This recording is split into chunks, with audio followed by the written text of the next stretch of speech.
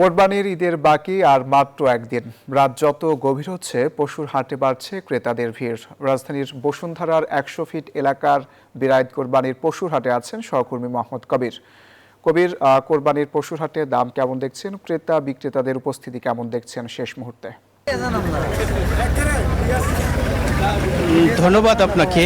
আমি এখন রয়েছি বেরাইদ ১০০ ফিটের পাশে যে কোরবানি পশুর হাটটি রয়েছে সেখানে।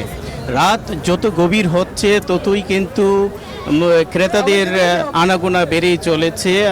আর এখানে আমি এখানে যেই অবস্থানে রয়েছি সেখানে কিন্তু অসংখ্য গরু রয়েছে, ছোট বড় এবং মাঝারি ধরনের গরু রয়েছে।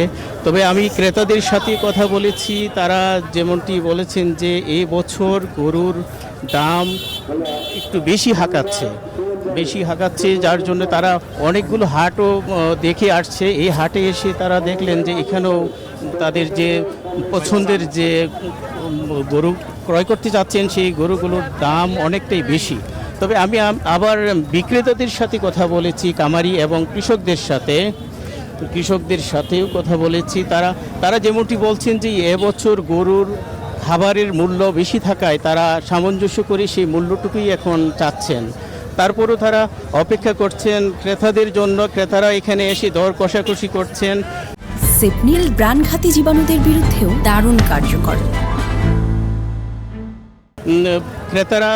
বিক্রেতারা যেটি বলছেন যে এই বছর এই হাটে, বেরাইদ হাটে, ওই ছোট এবং মাঝারি যে ধরনের গরুগুলো রয়েছে সেই গরুগুলির চাহিদা একটু বেশি। বড় গরু অনেকে ৪-৫ দিন হয়েছে এখানে এসছেন, কিন্তু এখন পর্যন্ত সেই গরুগুলো কিন্তু এখনও বিক্রি করতে পারেনি। আমরা যতটুকু জানতে পেরেছি যে যতটুকু দেখেছি যে এখানে প্রায় ৭০,০০০ থেকে প্রায় ৬ থেকে ৭ লক্ষ টাকার মতো দামের গরু রয়েছে।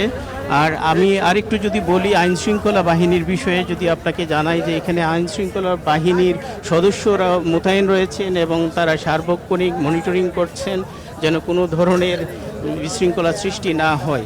আর এখানে ক্রেতা এবং বিক্রেতাদের জন্য ব্যাংক এটিএম বুথ রেখেছেন। তাছাড়া এখানে আমরা আর যেটা দেখেছি যে এইখানের যে ইয়েগুলো রয়েছে, এখানে জাল নোট শনাক্তকরণের জন্য মেশিন রয়েছে। তবে এখন দেখার বিষয়, রাতের এই শহরে কিন্তু রাতের বেলায় বেচাকেনা বেশি হয়ে থাকে। সেই হিসেবে পরিবার পরিজন নিয়ে অনেকেই এই হাটে রয়েছেন।